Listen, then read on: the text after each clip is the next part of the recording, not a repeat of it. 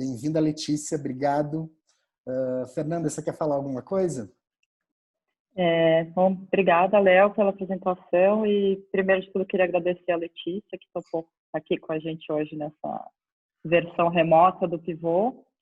E eu acho que a gente pode começar, Lê, falar um pouquinho. Fazem 2 anos que a gente fez a exposição no Pivô, né, a História Universal dos Terremotos, e é uma exposição que no começo da nossa conversa recente, eu acho que tem muitos pontos de partida na exposição para a gente pensar em relação ao que está acontecendo hoje, né? Então, eu queria te pedir, para começar, contando um pouquinho a história do terremoto de Lisboa, falando um pouquinho sobre o ponto de partida da pesquisa, o tempo que você ficou em Lisboa e como essa exposição chegou no Brasil, né? Um pouco essa jornada invertida do Marquês do Pombal. Então, queria te pedir para contextualizar a primeira exposição e aí a gente vai conversando sobre essas questões todas.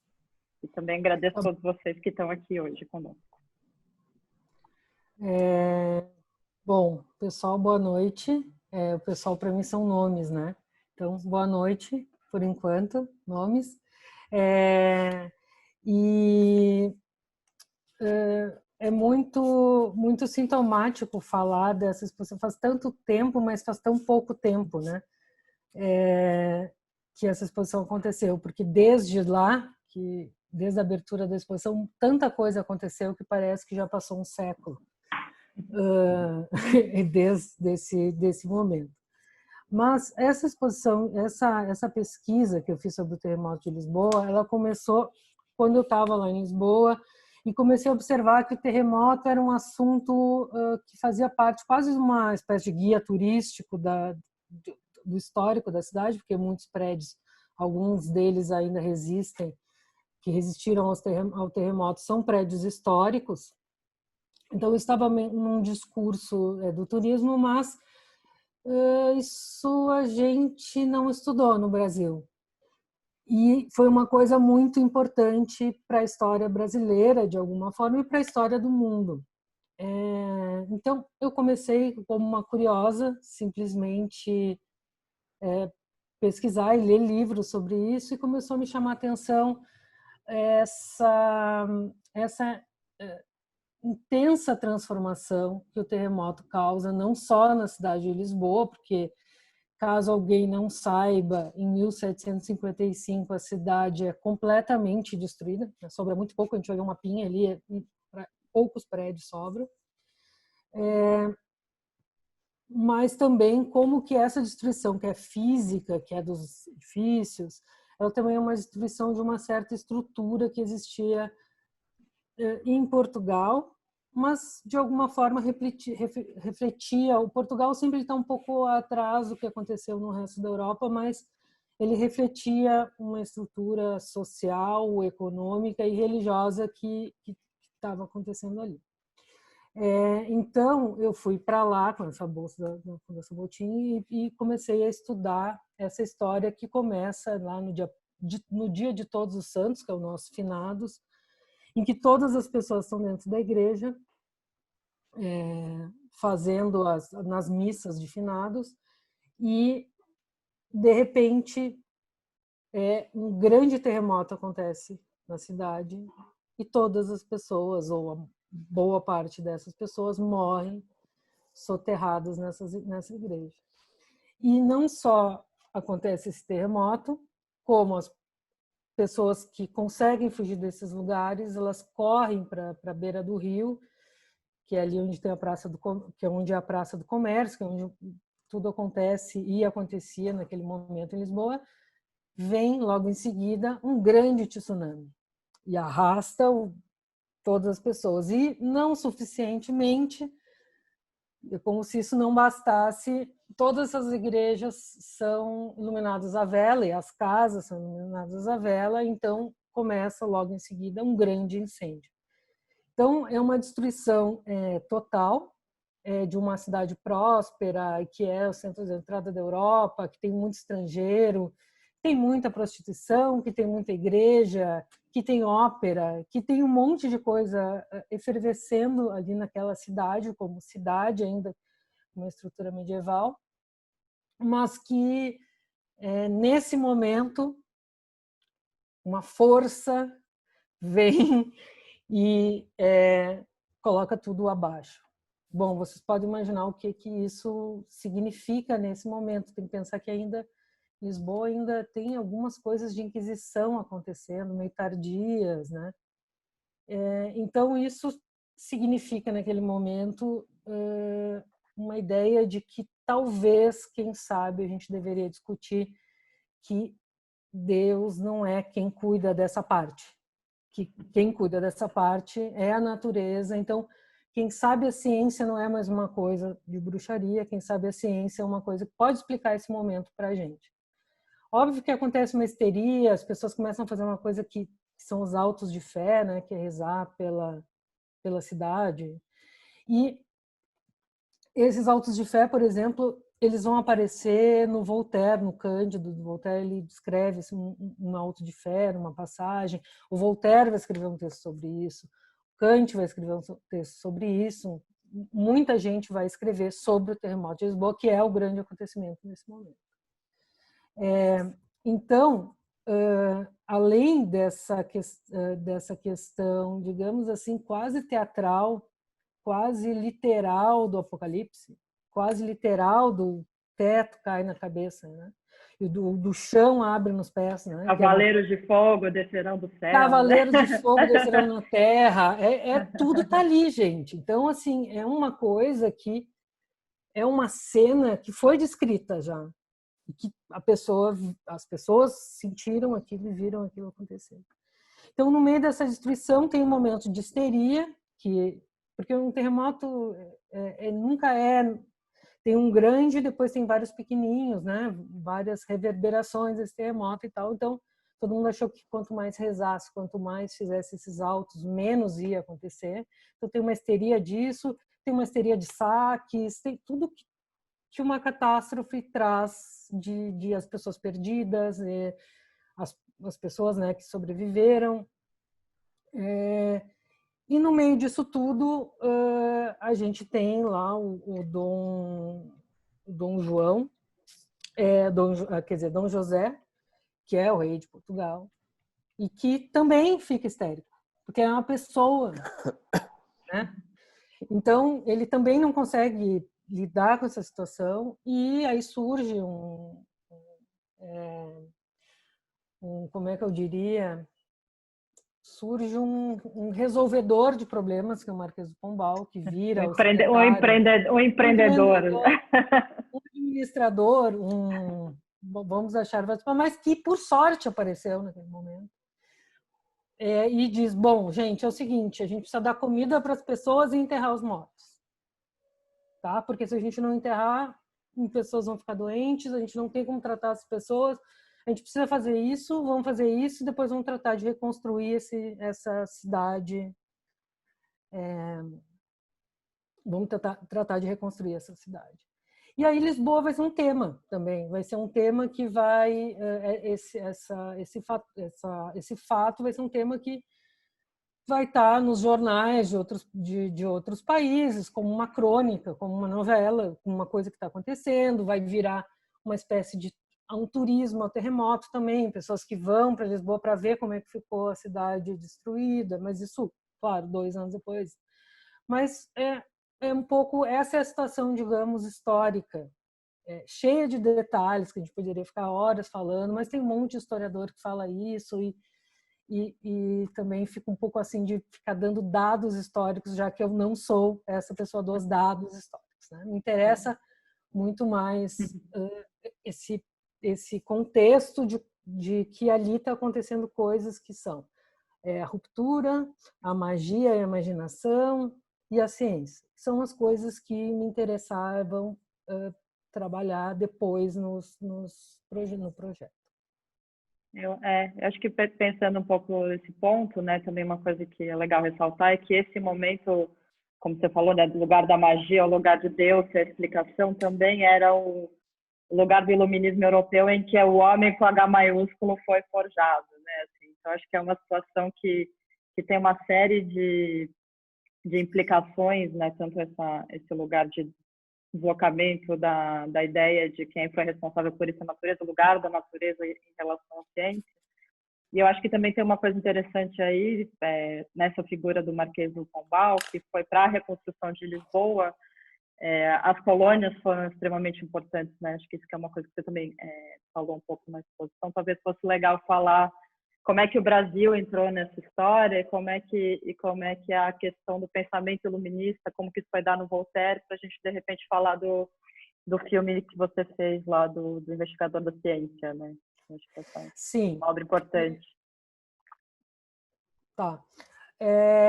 Então, bom, esse terremoto ele não vai acontecer localizado em Lisboa, né? Então a gente tem que pensar que também acontece na Espanha, é uma coisa que reverberou, né? Um terremoto é uma coisa que reverbera.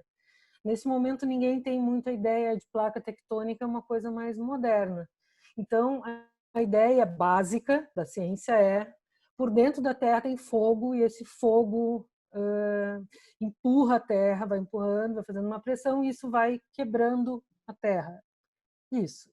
E por isso que existem os vulcões também. Vem dessa ideia, vulcão também. Esse fogo e como existem os vulcões, a gente foi explicado mais ou menos desse jeito. Então, esse terremoto ele vai acontecer também na Europa e, recentemente, no Brasil, se descobriu também, enfim, se estudou, né? Porque não é se descobriu, sempre esteve lá os documentos, só que nunca ninguém leu. Então, chegou também aqui em forma de tsunami, pouco, mas no litoral do Maranhão. As colônias, nesse momento, é o momento das companhias, esqueci o nome agora, das companhias companhias hereditárias e que começa a coisa de a colônia está perdendo o dinheiro a metrópole perdendo o dinheiro das colônias, então tudo que der para tirar das colônias, vamos tirar. Com toda a força, vamos nessa. E nós vamos com o nosso ouro, né? E vamos com a nossa madeira, que depois, inclusive, vai ser uma madeira que vai ser utilizada na cidade para construir a própria cidade. Então, o Brasil ele entra com um imposto, né? Tem um imposto que é cobrado nesse momento justamente para pagar a reconstrução de Lisboa e usando e vendendo tudo que as colônias podiam ser vendidas às colônias para reconstruir essa cidade. Acho que eu acho que a repercussão aqui no Brasil era um pouco está acontecendo um terremoto em Lisboa. A colônia precisa, a metrópole, a nossa precisa de grana para reconstruir a cidade e chegando talvez através dessas narrativas dos jornais, tem livros assim, narrações inglesas, toda uma cartas e coisas que são de verdade e coisas que não são de verdade, né? Tem muita invenção ali no meio. Mas antes de continuar nessa ideia do Voltaire, tem duas coisas que eu acho que, para a gente não ficar só na sociologia e história, mas que é interessante do ponto de vista artístico, é que, em termos de desenho, por exemplo, não existiu ou não existe um desenho específico do terremoto. Entende? Por exemplo, se eu vejo uma nuvem, eu desenho a nuvem. Se eu vejo um terremoto, claro que se eu vejo um terremoto, talvez eu tivesse morrido, mas não tem um desenho novo do terremoto, uma representação nova do maremoto ou do tsunami, né? O tsunami é uma palavra bem nova. Não tem uma imagem disso. As imagens, os desenhos, os traços, eles vêm da ilustração que já existia das tempestades do mar, do vento e dos incêndios. Então, não se criou, apesar de ser uma coisa muito chocante, muito importante, e não existe a fotografia, não se criou uma identidade gráfica do terremoto. É uma colagem de situações, de eventos naturais. Não é Não é uma coisa, não se inventou uma linguagem do terremoto, basicamente. E narrada a partir de perspectivas pessoais, interpretações pessoais, né? Assim, então, acho que a ideia do fato, a representação do fato é interessante, né? De você pensar antes o que era isso antes da fotografia e como é que é hoje o que a gente recebe como documentação de terremoto, que é sobre o tempo real, né? Sobre a pessoa que está lá filmando com o celular, como é que manda, né? Então, acho que talvez seja legal você falar como que isso chegou nas estroboscópicas e nos trabalhos que se colocaram nesse tempo suspenso do terremoto por falta de iconografia, né? Assim. Sim, agora chegou o momento imagens. Então, eu vou tentar dar o share aqui na minha tela e tentar botar o negócio em full screen ao mesmo tempo. Não sei se eu vou conseguir, mas vai dar certo. Experimental. É porque aqui.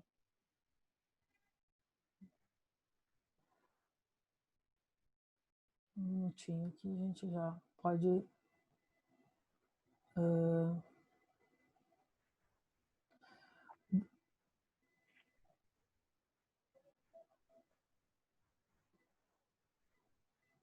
não deu certo, né? Não consegui dar um share aqui.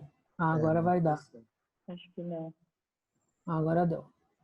Isso. Só que eu preciso botar full screen. É tipo, como as falas, né? Sempre acontece isso. Esse momento aqui, que é esse que tudo fica... Eu achei legal botar o meu ateliê porque eu tô com saudade do ateliê. Então achei que tinha a ver. Mas, olha só, aqui, nessa mesa aqui, ela é uma mesa importante, se vocês estão vendo, porque aqui tem o livro do Kant, tem algumas coisas que eu estava estudando ali naquele momento. Aqui já estava um pouco no momento posterior, mas eu sempre gosto de fotografar a mesa do ateliê, porque eu acho que ela tem essas coleções assim, de coisas. Mas, vamos lá. O livro do terremoto, onde eu me baseei para escrever, por isso que é esse nome, não é nenhuma grande invenção, porque esse livro chama História dos Terremotos, que tem havido no mundo, de que a notícia, desde a sua criação até o século prefente, mas que é presente, né? É um S diferente. Do Joaquim José Moreira de Mendonça.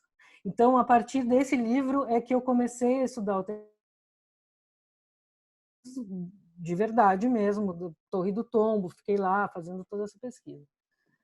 Essa é a imagem da ópera, que funcionou uma vez só. A gente vai falar sobre ela daqui a pouco, porque a Fernanda vai me perguntar. No desenho que eu estava falando para vocês. Então, esse aqui embaixo é o desenho do terremoto, do que seria a cidade depois do terremoto, e em cima é o desenho da cidade antes do terremoto. Então, se a gente olhar, não tem nada assim...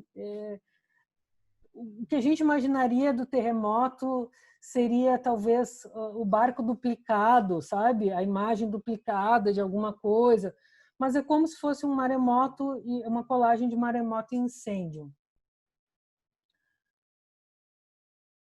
Aqui até mais, mas é mais a água e claro, a perspectiva, tudo não é assim, né? Mas acho que nessa imagem tem essa sensação do redemoinho, né? De tudo caindo ao mesmo tem tempo. Um pouco do né? redemoinho, mas na verdade, um pouco essas informações, existe um estudo mesmo lá do Museu da Cidade sobre o traço. O traço não mudou, é uma coisa, o traço da gravura é sempre o mesmo, porque eles podiam mexer no traço. O traço ser coisadinho, sabe? Uhum. Mas não, isso é sempre meio igual, assim. E essas são as gravuras que correram o mundo, tipo o cartão postal da tragédia. Então isso vira uma espécie de ruína, porque também a natureza começou a crescer, né? Isso essa ideia de ruína como um marco, né?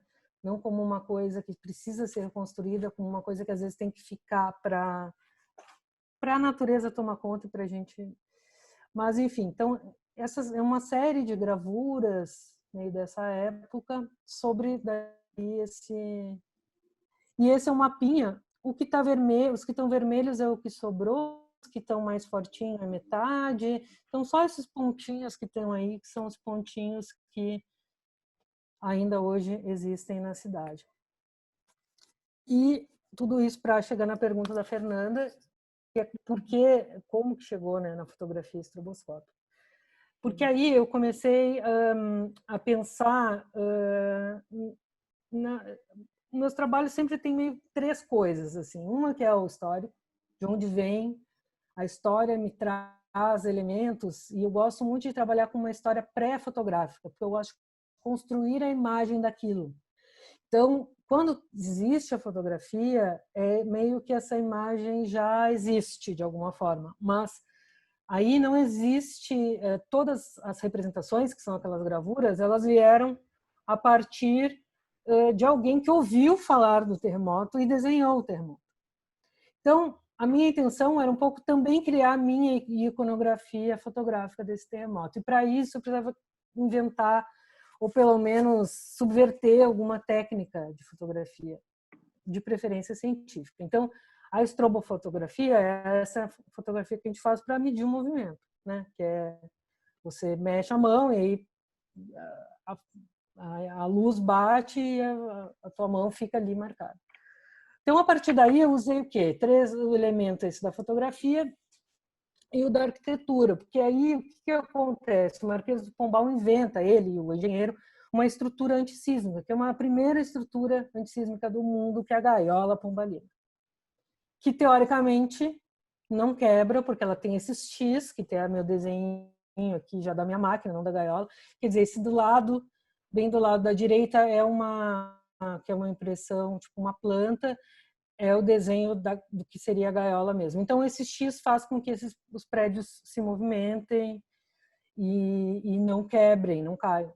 Então, Lisboa criou toda uma estrutura antissísmica. Isso foi... ninguém tinha criado isso, a não ser com um alicerce fixo. Mas isso é outro assunto.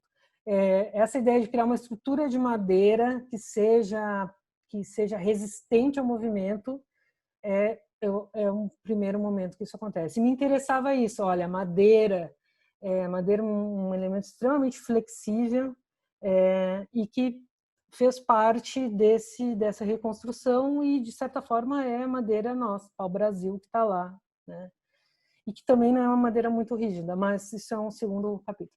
Então, a minha ideia foi criar essa estrutura do Marquês do Pombal e de algumas coisas que eu estava pesquisando ali, e fazer umas maquetes dessa estrutura, colocar essa estrutura numa máquina de simulação, que eu também construí com Arduino e tal, e fotografar o movimento dessa estrutura em escala, ou seja, quebra ou não quebra essa gaiola pombalina. Era um pouco essa ideia para começar o trabalho, né? Porque tem que começar de algum lugar, né? Então, eu criei essa estrutura e comecei a fazer essas intervenções estroboscópicas em cima da... Mas, como eu estava pesquisando uma técnica específica fotográfica, que era o microfilme, que é isso de registrar documentos, fazia muito sentido que fosse microfilme. É como se, de repente, aquela gaiola, aquele estudo fizesse parte de uma história, de um rolo lá de documentos históricos também. Desse terremoto. Essa aqui é do lado esquerdo ou do direito, não sei, mas dá para ver, né? É essa máquina de microfilmagem que serve para microfilmar cheque, essas coisas que depois eu fiz um monte de trabalhos com ela, tenho ela no ateliê, não se usa mais, quer dizer, no Brasil se usa, mas é uma sucata já, né? Quase assim. E é um filme como se fosse um filme 16mm, que é tipo esse. E aí aqui, bom, não dá para entender direito o que eu fiz, mas ok. É só para entender que é um negócio muito pequenininho, mas com uma definição muito boa, assim. Uma pesquisa de materiais bem extensa que eu fiz anteriormente ao projeto e que aí foi ótimo porque eu consegui realmente fazer. Então, alguns estudos, o ateliê e tal. E essa, daí agora a gente para. essa é uma máquina chique que a gente mostrou no pivô, que era a instalação, né? Que eu criei porque daí virou uma escultura, porque isso também acontece. Muitas das coisas que eu faço para fazer os filmes, meio que depois acaba virando um objeto que tem um sentido plástico e que acaba se comunicando com as coisas. De alguma forma, ele guarda nele uma aura de ter feito a imagem, mesmo que ninguém saque que ele fez a imagem, mas parece que a presença assim, cria uma situação. Mas era basicamente essa base aí, um pouco mais roots assim, que isso. E esse é o tipo de imagem daquela gaiolinha lá. Tá bem didática, né, minha fala. Mas bom rever essas imagens. Eu estava olhando essa imagem de novo depois de um tempo e pensando que uma conversa que a gente teve um pouco na época da exposição, que é sobre o tempo do trauma, né? Assim, porque acho que tem uma sensação do terremoto, uma sensação de qualquer situação extrema, né? Um acidente de carro, uma situação que você está num lugar que você perde o chão por qualquer razão que seja uma catástrofe natural, um acidente pessoal, um ataque de pânico, sei lá o que é, né? Que você, de repente, tem uma fusão do corpo no espaço, no tempo, e perde a linearidade do tempo, né? Então, eu acho que essas imagens, elas não são narrativas, né? No sentido de como aquelas imagens que você mostrou, de tentar ilustrar uma sensação, mas de tentar fazer uma espécie de imersão numa situação, né? Então, acho que na exposição era uma coisa muito forte também do jeito que a gente pensou a montagem, como é que estava isso no espaço do pivô, né? Que era uma sensação inteira de uma iminência. E eu acho que talvez esse seja um bom gatilho para a gente pensar nessa situação agora que estamos todos numa situação de iminência, né? A gente está num tempo suspenso, numa espécie de habitando uma incerteza absoluta que não é uma, talvez não seja tão gráfica quanto um terremoto, né? A gente olha para fora, está ali um dia de sol lindo, mas ao mesmo tempo tem uma coisa que é tão mortal quanto um terremoto e muito menos palpável, né? Eu não sei se você fez essa relação, se você pensou um pouquinho, mas eu acho que talvez esse lugar do tempo me parece que segue sendo e era na época da exposição uma das guias, né? A gente pensou bastante nisso. Sim. E aí, por exemplo, essa imagem é justamente sobre isso, que é eu comecei um pouco a partir da ideia de estrutura, mas logo em seguida eu me dei conta que o mais interessante era justamente essa incerteza, essa mágica, onde que aconteceu esse terremoto, quem viu e o que viu e como viu. Essa ideia de que quando sabe quando tu vai cair, que tu vê tu caindo em slow, né? Consegue decupar o movimento da queda, por exemplo, tu consegue ver isso e é uma coisa muito rápida. Então, eu pensei a situação toda a partir da ópera. Porque essa ópera, que tinha maiores efeitos especiais da Europa, a máquina de fumaça, lago, barco e tudo, ela funcionou uma vez, teve terremoto e ela nunca mais funcionou. Então, eu pensei o terremoto a partir desse ponto de vista lá de dentro, como se eu estivesse lá dentro daquele lugar, daquele teatro, e as coisas todas começassem a cair, eu conseguisse ver essas coisas caindo. Então, por isso que existem essas imagens. Mas aí, para a exposição do pivô, isso digamos que é a base da pesquisa, digamos assim, né? Entraram dois elementos que eu acho que são muito fortes, são os dois trabalhos que estão na exposição e a forma como monta a exposição. Deixa eu só passar aqui. Isso aqui também, né?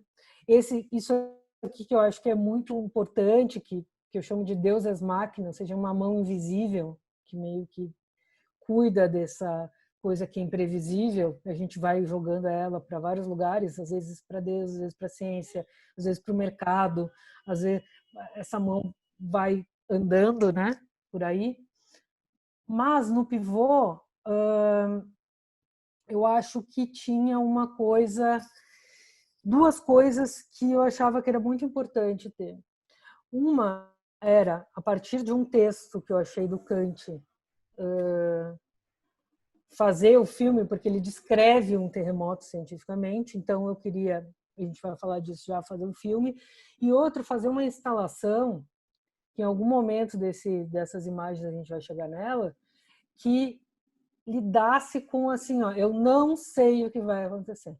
Eu vou calcular, eu vou fazer, eu vou medir, eu vou testar, mas a hora que vai acontecer, o que for acontecer, eu não vou saber.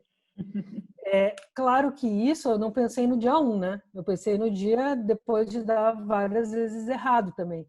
Porque são coisas que só é possível fazer em lugares onde isso pode ser feito, né? E eu queria muito criar lá no Pivô uma instalação que se comunicasse com o prédio, mas não no sentido só gráfico, que ela pudesse gravar nela mesma o movimento desse prédio, que ela fosse uma espécie de sismógrafo desse lugar.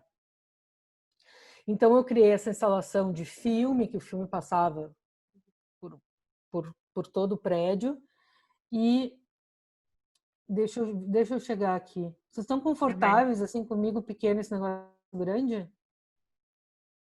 Acho que Eu vou sim, passar, tá? a gente volta no Sim. fundo. Aqui, ó, eu queria mostrar a instalação do pivô. Então, a instalação, ela passava ali, ó, pelo prédio inteiro, tinha um projetor, é um filme em 35mm, filme virgem, que já é uma coisa, né? Filme virgem não pode pegar luz. E esse filme virgem, eu furei ele inteiro, medi, né? E aí fiz várias esferas para ter uma espécie de métrica e de imagem para isso poder ser visto. E ele foi todo amarrado com sargentos no prédio. Então, o prédio também fazia com que isso tudo era muito instável. Chegava um determinado momento que algum lugar puxava mais que o outro e esse filme arrebentava. E aí o que a gente fazia era esperar outro dia, botar outro filme, eu furar mais 3.000 furos e vamos lá todo mundo de novo. Aconteceu o fenômeno. Era bem manual o processo, né? Era bem manual o processo. Então, só para entender, deixa eu passar aqui melhor.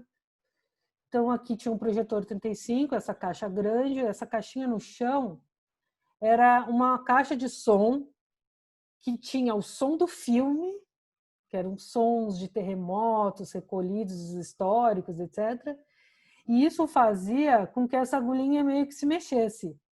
De vez em quando, essa agulhinha, obviamente, pegava uma furinho que tinha furado, físico, e arrebentava esse furinho, e aí o filme inteiro arrebentava. Mas isso era tudo muito... A estrutura inteira se mexia. E isso também fazia uma linha, né? Puxava uma linha que ia sendo projetada lá. E aí tinha essa projeção, que era essa bola. E ela pegava também a vibração do prédio, né? Porque o prédio, o Copan vibra muito, tudo. Ele está em movimento. Tudo, é tudo uma coisa muito estável. E o filme servia de correia mesmo para as estruturas, então não tinha nenhum motor, o único motor era aqui, então chegava um momento que rebentava, né? Não aguenta. Não aguentava a máquina fixa daquilo ali, rebentava dentro do projetor, normalmente. E isso ficou lá durante o tempo inteiro da exposição, e esse filme depois eu telecinei ele, transformei ele em filme.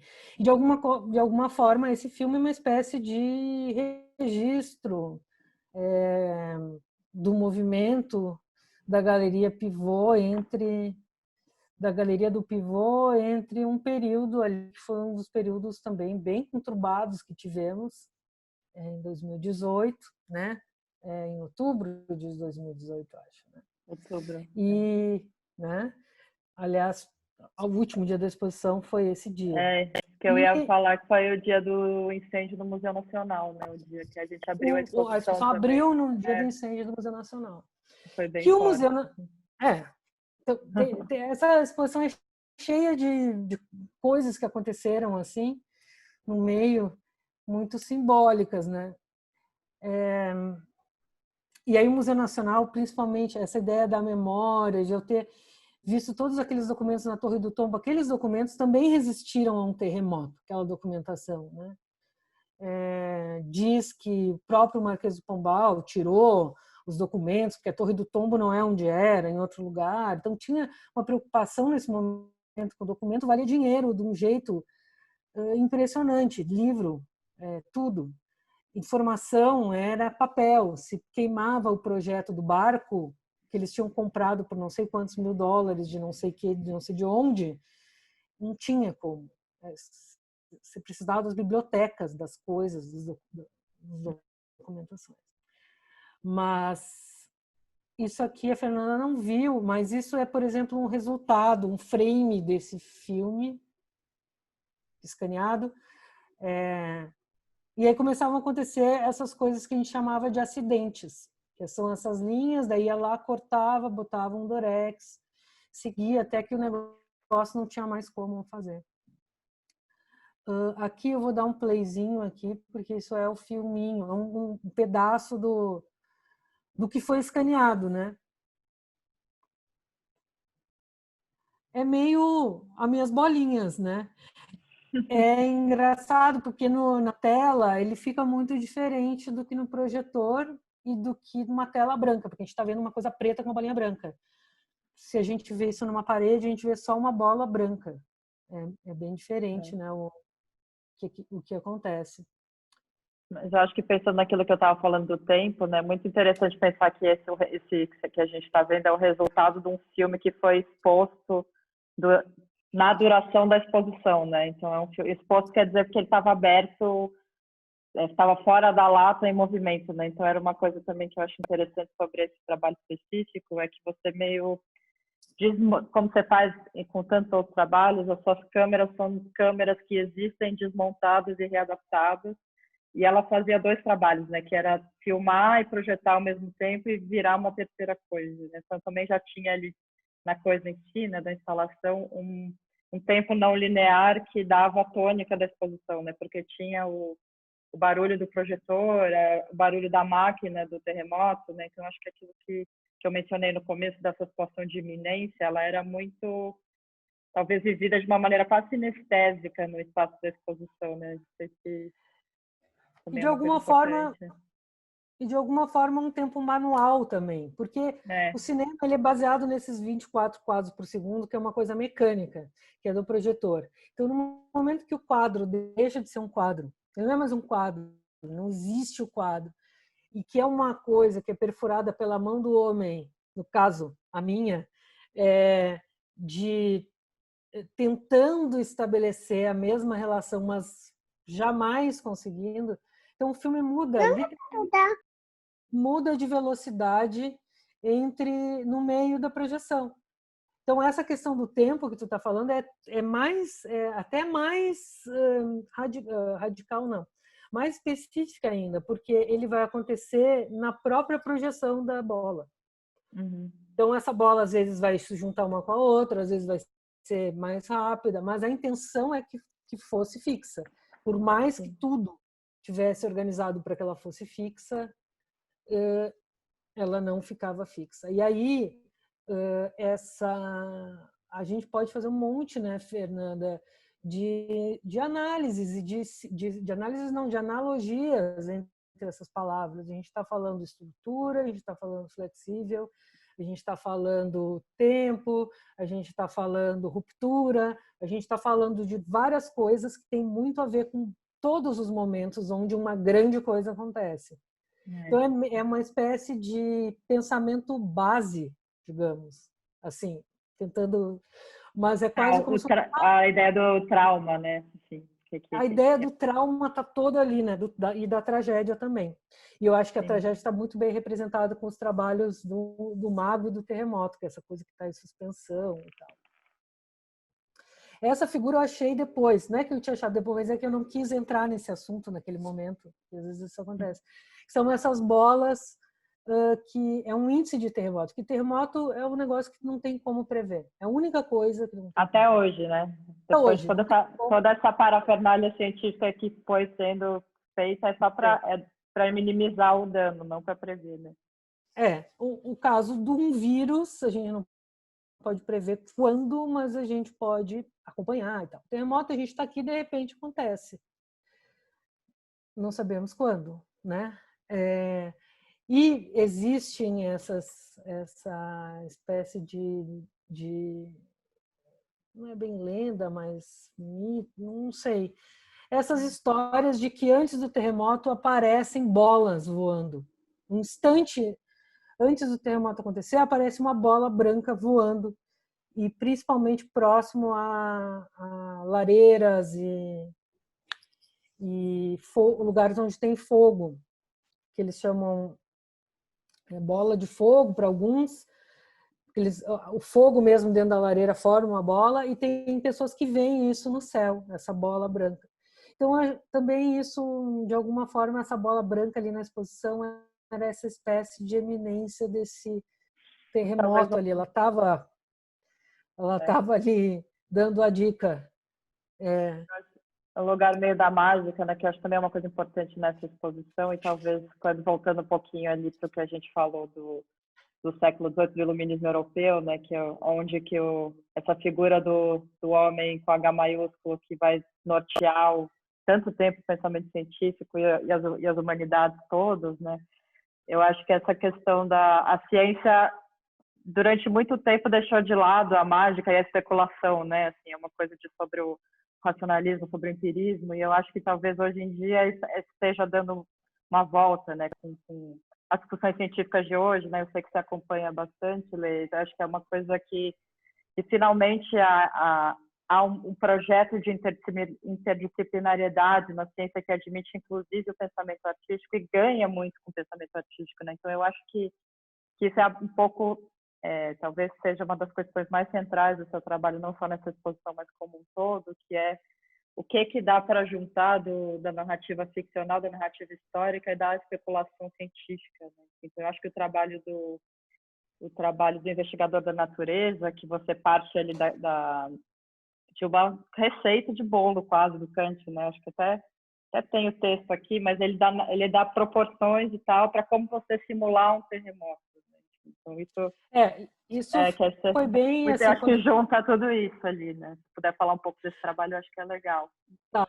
Esse trabalho, quando eu estudei o texto do Kant, foi uma das primeiras coisas, né?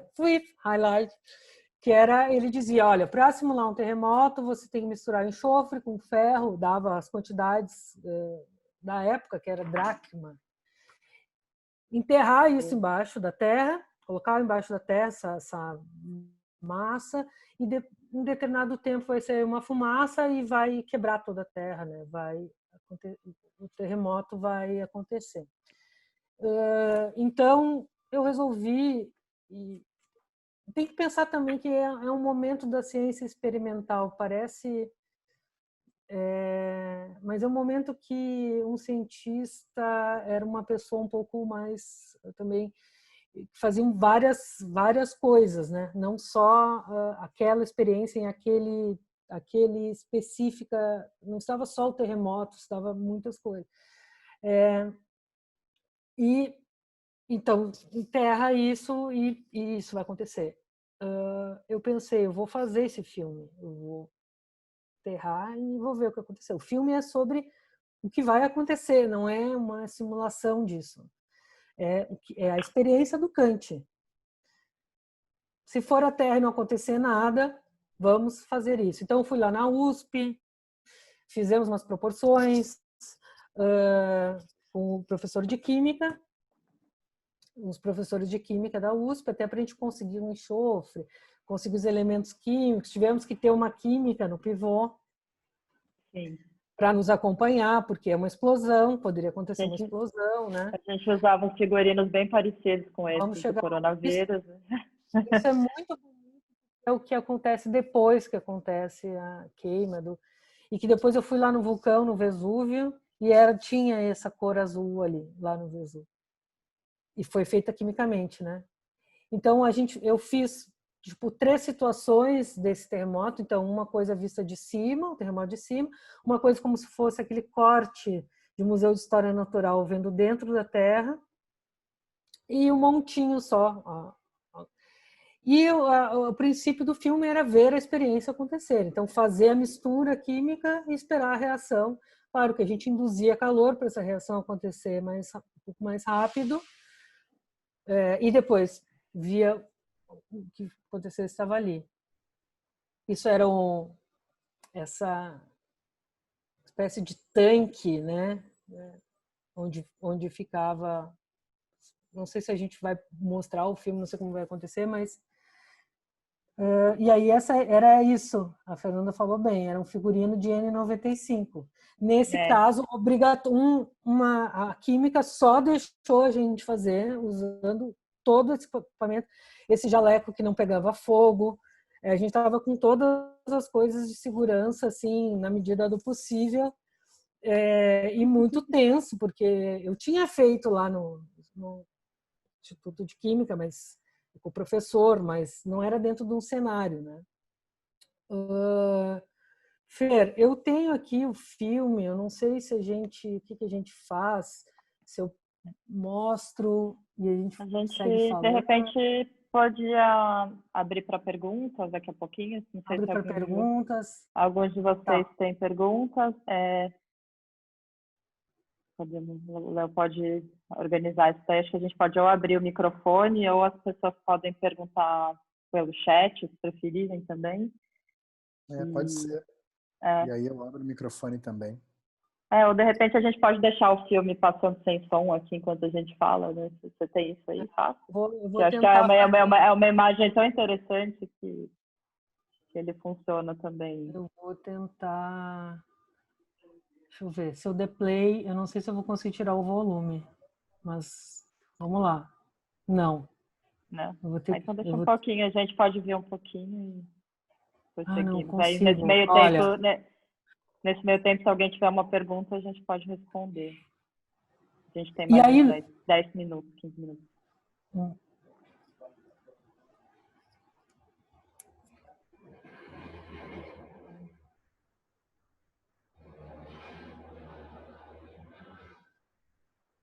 O som dele é importante também.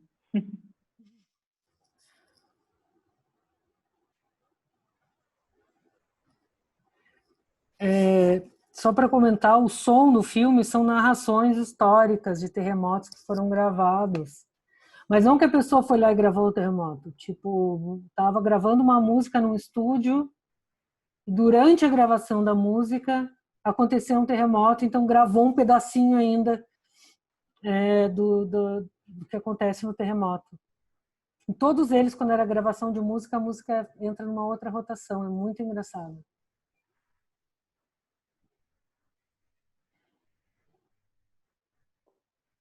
Eu acho que também tem uma coisa do filme de ele tem uma linguagem de livro de ciência, né? Assim, que eu acho que é uma coisa que você também levou em consideração na espécie de direção de arte do experimento científico, né? Ele tem um fundo, esse fundo neutro, eu acho que é uma coisa importante também no filme, né? Porque justamente a ideia era criar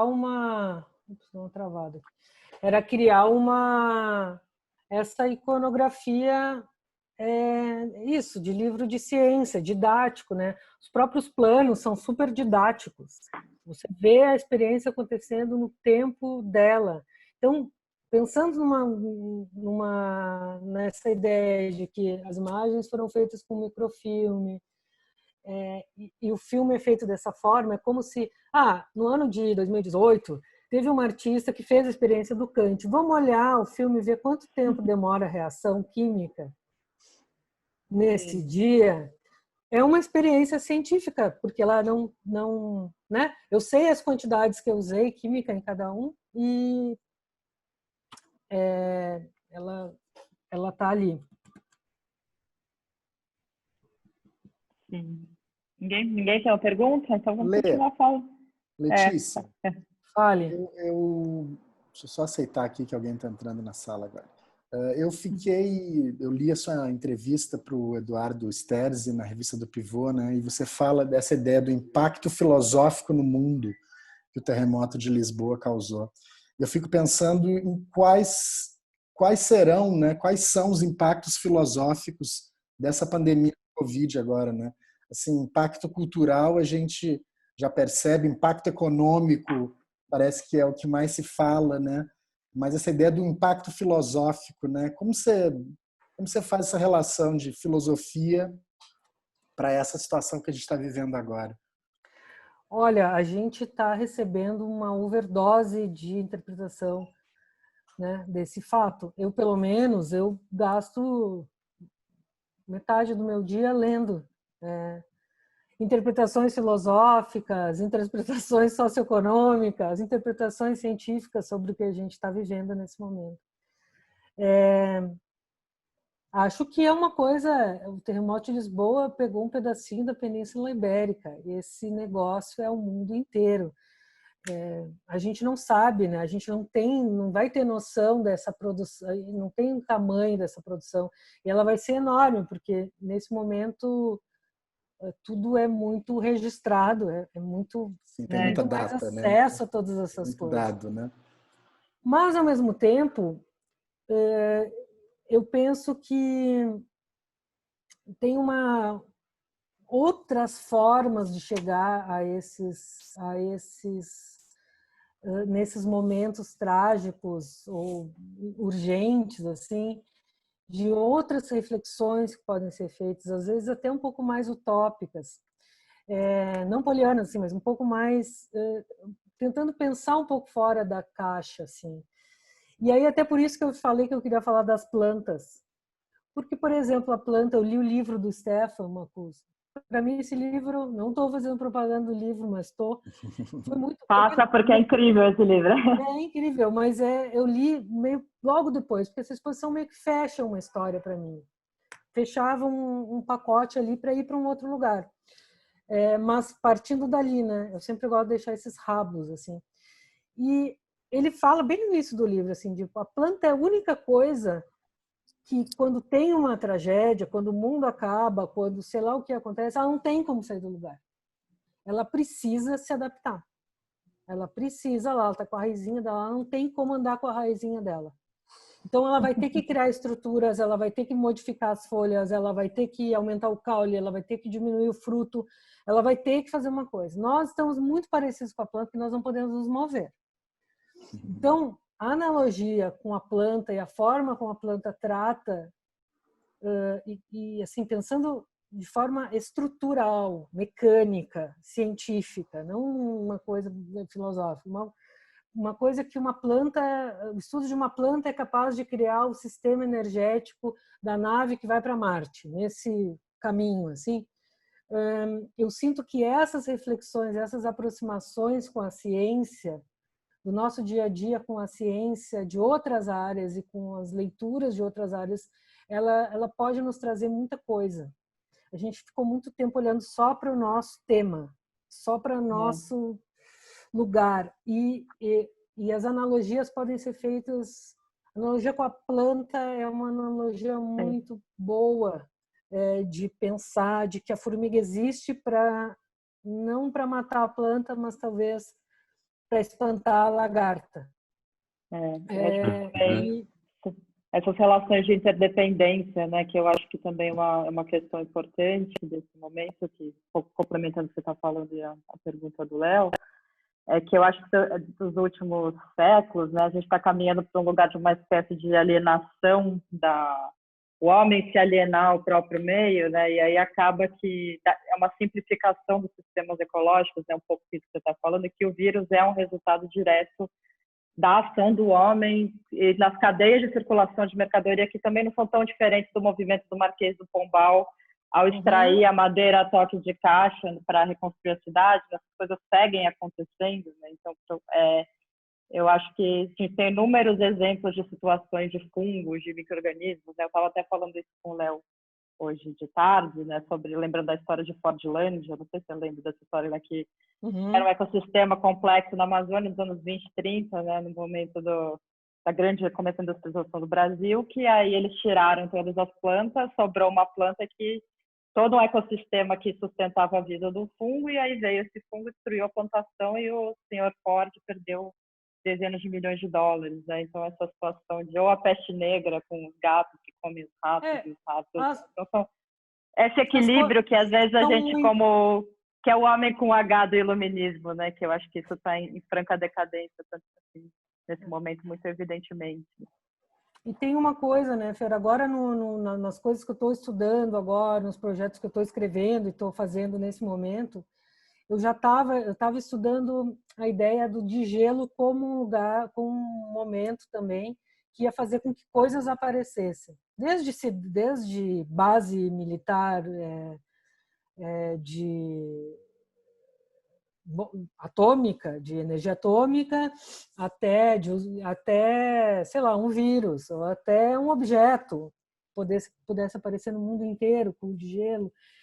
E nisso eu acabei chegando nessa ideia dos fungos, justamente dos fungos antárticos, que são incríveis, que o Brasil tem a maior coleção de fungo antártico do mundo. Está na UFMG, em Minas Gerais, nós temos isso, e ali sai muita coisa tipo, parecida com penicilina, esse tipo de coisa. Mas, no início dessa história ali da Antártida, eles tentam tirar o óleo da baleia, da foca para fazer energia na Inglaterra, fazer luz. Eles acabam com as focas em 2 anos. Então, todo o investimento que eles fizeram para a exploração antártica das focas, eles põem fora porque eles acabaram com a natureza. Eles acabaram com as focas, eles acabaram com o óleo porque eles começaram a caçar mini foca.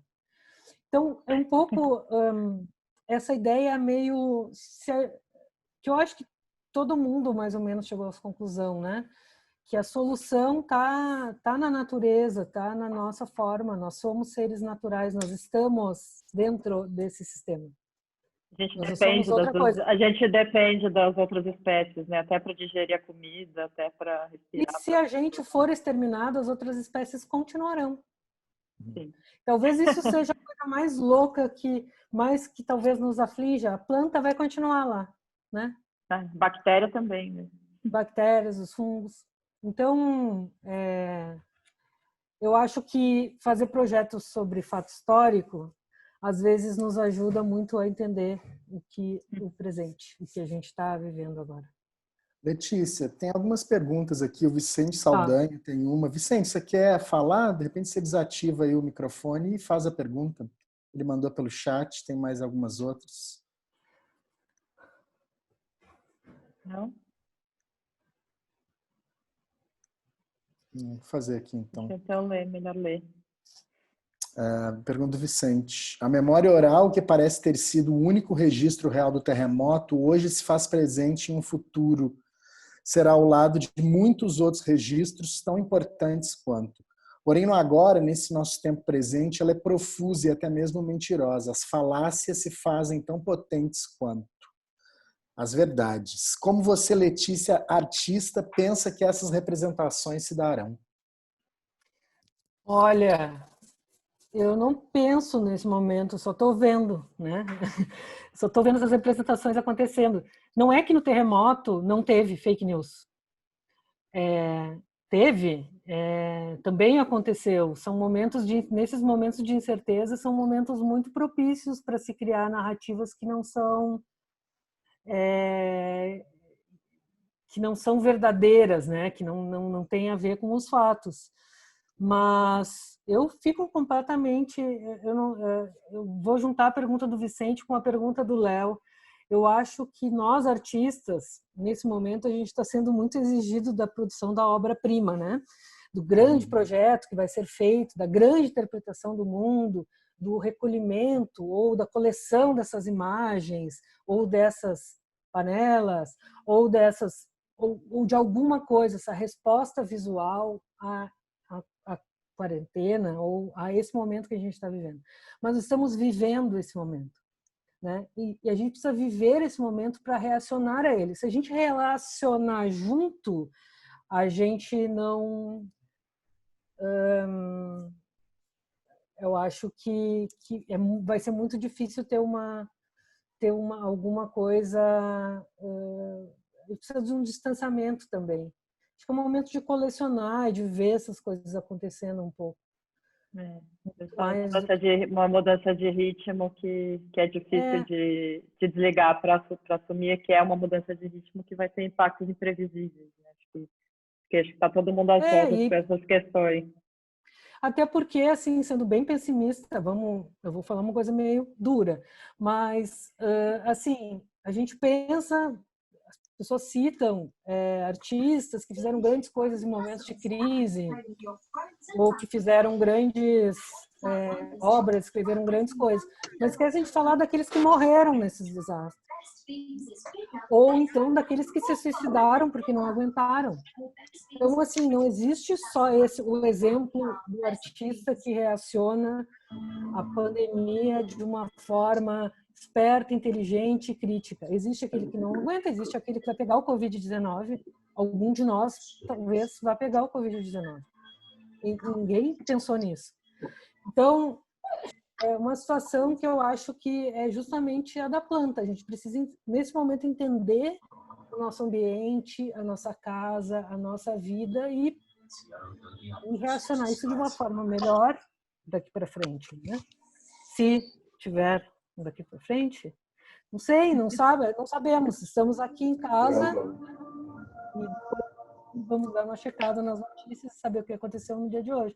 Mas essa ideia de imprevisibilidade, ela só vai existir se a gente parar. Senão a gente vai responder o dia inteiro as demandas do dia inteiro, como a gente sempre fez, e quando vê a gente vai estar num quartinho assim, ó, com uma máscara, totalmente com ziplock em volta, continuando taca, taca, taca, taca. Não sei lá o que vai acontecer, Vicente. Vamos torcer para a gente se ver logo aí no Café Floresta. Tem uma pergunta do Felipe Demabi. Deixa eu achar aqui. Peraí. Felipe, você quer soltar aí o microfone e falar você mesmo? Acho que ele não tá.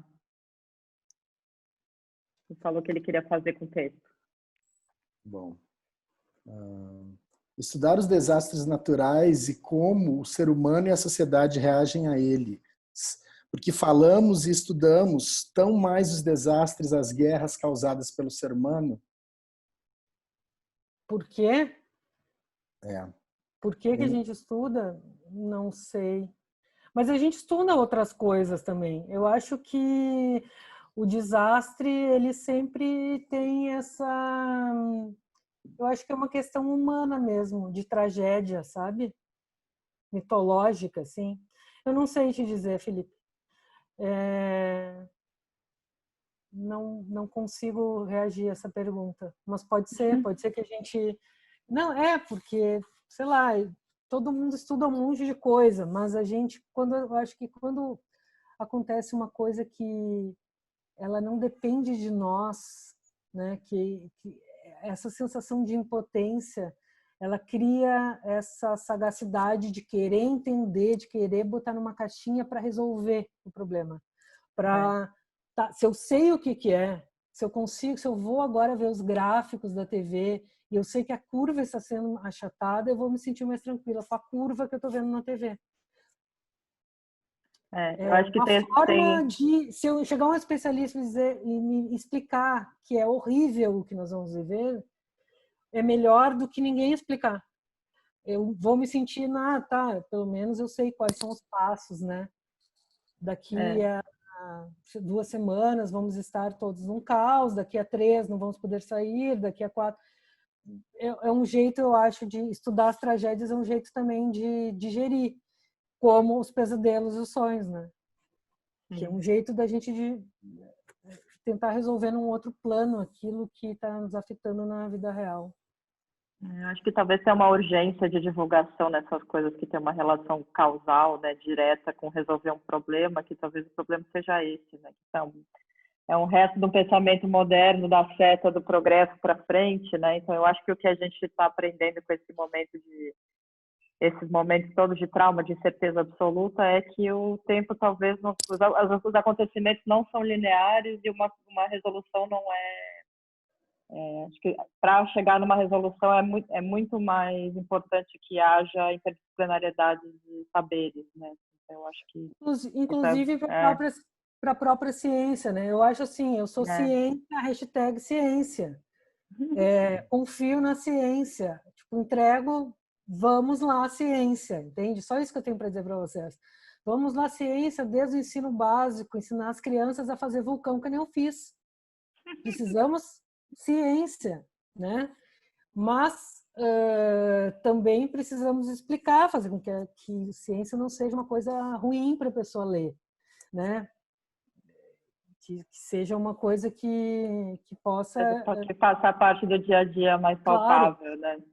E aí foi muito interessante que eu fui numa palestra sobre ficção científica e ciência, bem no Itaú, e falando sobre o Itaú, não, no Instituto Moreira Salles, e em um determinado momento alguém da plateia fez uma pergunta: se os livros de ficção científica influenciavam os cientistas a pesquisar aquela coisa. Por exemplo, se tem carro voador no Jetsons, por que o cientista, quando era pequeno, ele viu os Jetsons, ele vai querer inventar o carro voador no futuro? E com um tempo conversando sobre essa ideia de quem influenciava quem, se era ficção ou literatura, muitas vezes a ficção influencia ou a literatura traz a ficção, enfim, estamos falando sobre esse assunto. E um dos palestrantes, eu acho que até foi o moderador que falou, o mais interessante é o seguinte, nesse momento, assim, é que todo mundo nesse momento, naquele momento, que não era esse, está pensando como vai ser o fim do mundo. Todos os escritores, a maioria dos escritores e filmes e séries de ficção científica. Eu quero ver alguém pensar e alguém imaginar alguma coisa utópica ou como seria o fim do capitalismo. O que seria, como seria, de que maneira seria feito. E ninguém, meio que os cientistas, todo mundo ficou meio... porque a imaginação ela é uma coisa necessária para a ciência. Sem imaginação, não existe nenhum tipo de criação. E ciência também é criação. Existem números, mas a pessoa precisa ter a ideia. Sabe? Aquela que a gente vê no filme, assim, que o cara, tipo, tá dias fazendo ali, daí ele levanta a sola do sapato e aí na sola do sapato tem um negócio. Sabe? Esse tipo de coisa. Então, eu sinto que a imaginação é a coisa mais importante que a gente tem como criador, como artista e como pensador. Mas como artista, principalmente, a gente é capaz de imaginar coisas. Então, se a gente fica só reagindo ao que pedem pra gente, a gente não tem tempo para imaginar coisas. E não é o carro do Jackson, sabe? É qualquer coisa. Enfim. Letícia, mais um comentário aqui do Isra. Diz o Isra: Léo, também não posso ligar o microfone, mas se a Letícia pudesse comentar, não é exatamente uma pergunta, mas uma percepção que eu tenho de catástrofes em geral e, em particular, sobre um potencial impacto filosófico. É que os desastres são um lembrete do quão não estamos e nunca estivemos separados da natureza. Peraí. Só que me perdi aqui. Separados da natureza. Talvez a maior questão seja questionar o que é a natureza, então. Foi exatamente um pouco o que você falou, né? Que a gente está dentro dela, né? Mas aí o Israel lança esse questionamento, assim, o que é a natureza? Porque daí a gente pode entrar também numa ideia que a natureza, a palavra natureza tem também... eu acho que a pergunta dele eu já respondi, mas eu queria trazer uma ideia de natureza, por exemplo, dentro da própria fotografia, da natureza do próprio material, da natureza da imagem. A natureza não é só o ser natural, né? É aquilo do qual as coisas são feitas, para que elas servem. A natureza do investimento, a natureza o lápis de cor é alguma coisa que vem da natureza em algum momento. A cor vem da natureza. Eu acho que não dá para falar de mundo sem falar. É uma coisa só, gente. Tem muitas pessoas muitas pessoas incríveis falando sobre isso, né? Uma perspectiva que não é a nossa, é da cidade, que é a perspectiva da floresta, a perspectiva de outros lugares, outras possibilidades. Mas eu quis dizer da natureza, porque às vezes da natureza do material, porque, por exemplo, no trabalho, a gente está falando aqui como se a gente fosse os filósofos desse tema. Mas dentro do trabalho, quando eu falo de natureza, eu posso falar do próprio negativo. Ele é a natureza do meu trabalho. Tanto que na exposição tinham várias obras que eram sobre a terremoto em cima dessa natureza. Então, era um negativo que era escrachado em cima de uma maquininha que arranhava esse negativo. Era o filme que é arranhado. Então, o que eu gosto de pensar é como eu, artista, posso trazer essas coisas que a gente fica falando durante 1 hora e pouco para uma imagem e para uma imagem que vai ter várias camadas.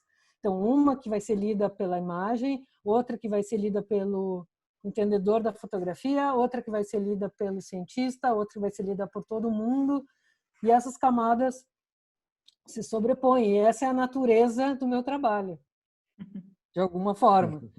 E tem a natureza que eu vivo, porque eu sou artista, mas sou pessoa, né? A gente conversando um pouco em off sobre essa ideia de que um artista é uma pessoa, e que cada vez mais nós vamos, a gente começou assim, daí a gente separou, né? Começou a ter ateliê fora, se profissionalizar, ter de repente agora nesse momento volta o artista a ser a pessoa que faz um negócio em casa, dentro da cabeça, o desenho. Quem me perguntou isso? Desenho, esse tipo de coisa é uma coisa que começa a voltar, porque está em casa. O espaço influencia muito, a natureza, o espaço influencia muito naquilo que a gente está produzindo.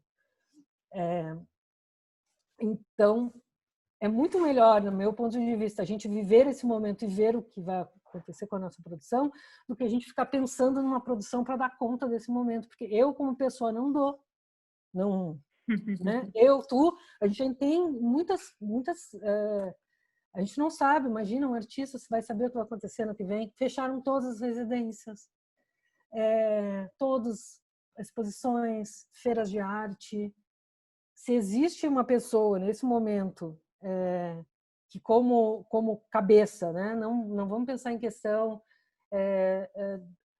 papel social, mas que a cabeça está completamente sem rumo, sem chão, essa cabeça deveria pelo menos ser a do artista, que deixaria que essas coisas ficassem ali andando. E outra, para completar daí a pergunta do Vicente, era que esses dias também, num call, assim, me perguntaram, mas deve estar fazendo um grande projeto, porque agora é 24 horas. Eu falei, gente, mas o artista é 24 horas. Não tem a separação, eu vou trabalhar, né? Tu dorme pensando na situação, tu acorda no meio da noite, vai terminar um desenho, não existe essa separação entre a natureza do trabalho e o artista, no caso, o animal que preenche essa natureza. Que eu falei, mas enfim, é meio um pouco... É a frase do Boys, né? Eu não conheço, não sei o que é final de semana, né? Gente, o que é? Mas você não... Porque eu estou fazendo agora aquele momento assim, vamos falar sobre a nossa própria quarentena.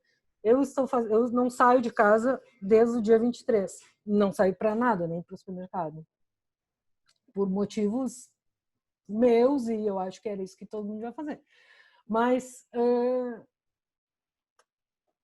não é muito diferente do que ter feito essa residência em Lisboa, em que um ateliê era no quarto da residência, que eu acordava, ficava lá trabalhando com as coisinhas, voltava, dormia, descia, máximo ali, não tinha muito contato com muita gente em determinado momento, que a residência estava vazia. Então não é diferente para o artista a situação de isolamento. O que é diferente para o artista é não saber se ele vai poder continuar sendo um artista nos próximos anos. Talvez a do barco no Ártico seja mais o caso, né, Lê? A do barco no Ártico preso lá, deixando o inverno passar, né? Esperando o gelo descongelar e o barco continuar. Não tem muito. Letícia, tem mais um comentário aqui do Pedro Zilber. Ele pediu que eu lesse. Acho que vamos pegar essas duas últimas e encerrar, Léo, porque já deu nosso horário aqui também. Do ponto de vista formal, o caminhar do filme pelo edifício me lembrou também a exposição da Katinka Bock no Pivô, em que alguns trabalhos se apoiavam na estrutura do Copan por uma faixa de segurança azul que atravessava o espaço. Fiquei pensando que enquanto a Katinka Bock parecia se apoiar na estabilidade do edifício, a sua obra parece contar com a fragilidade dele. Você diria que tem uma intencionalidade nessa demonstração da instabilidade de algo que parece tão sólido em outras condições? Vem carregado de um posicionamento meio de crítica ou mais de um desejo de observação e demonstração de um fenômeno físico mesmo? Boa pergunta. Eu acho que são as duas coisas. Acho que o fenômeno físico, ele traz visibilidade para a ideia de estabilidade, de uma forma muito didática e direta. Era uma instalação sobre o instável. Desde o dia 1, quando eu fui no Pivô, eu lembro que eu sentei num banco e o banco mexia, mas porque tinha uma coifa, uma coisa no restaurante abaixo. E eu sempre pensei que eu queria falar sobre isso de prédio, que é um prédio, tu pensa num prédio como uma coisa muito sólida e ele está sempre se mexendo. E exatamente porque ele se mexe que ele não quebra. Porque se ele não se mexesse, ele ia quebrar. Então, um pouco essa dupla leitura era uma coisa que estava desde o momento 1, assim, pensada para esse trabalho. Esse trabalho o nome desse trabalho chama sismógrafo. É um trabalho para medir o movimento do prédio, mas eu poderia ter botado um sismógrafo, mas eu coloquei um filme, alguma coisa que trouxesse, que tu olhasse para isso, era uma grande geringonça, que tu tinha certeza que aquilo ia dar errado. Em algum momento, não sabia em que momento, mas aquilo ia arrebentar. E a gente nunca ia ver esse momento. Quem visse esse momento ia ser a pessoa que viu esse momento. Então, eu acho que eu respondi a pergunta dele. Meio as duas coisas andaram juntas. Também acho que é bem interessante a relação que ele fez com o trabalho da Katinka. Não tinha pensado sobre isso. Mais um comentário, uma pergunta do Pedro Urpia.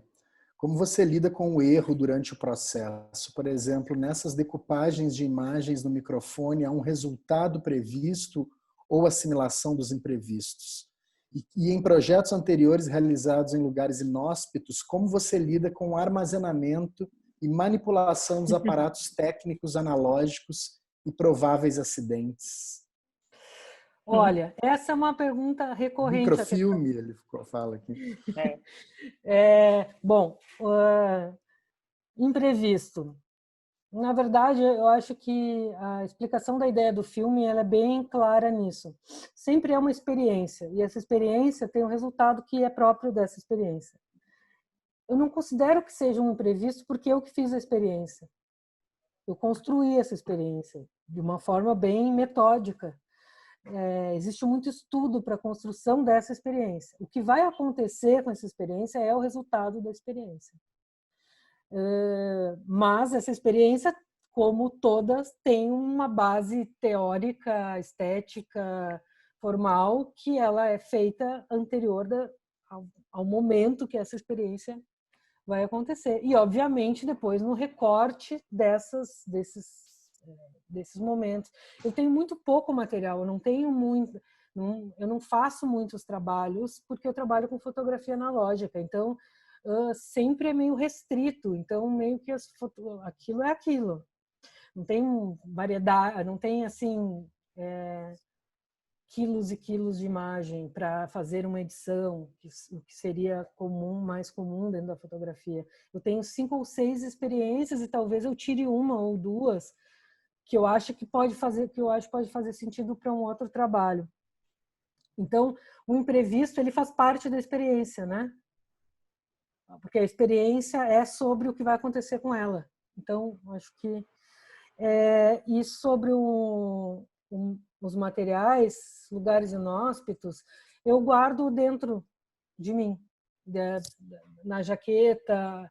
No Ártico eu costumava, porque como eu trabalhava com Polaroid, eu grudava tudo por dentro do casaco, porque eu descobri também que eu precisava do meu calor para aparecer alguma imagem, que era muito frio, então não revelava a imagem.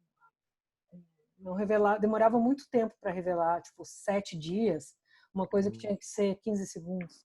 Aí eu colocava em mim, ficava o dia inteiro com aquilo, e aí eu acho que é ziplock e dentro de você. E uso muito plástico filme também, que eu descobri que é a coisa mais legal de passar na câmera ou nas coisas.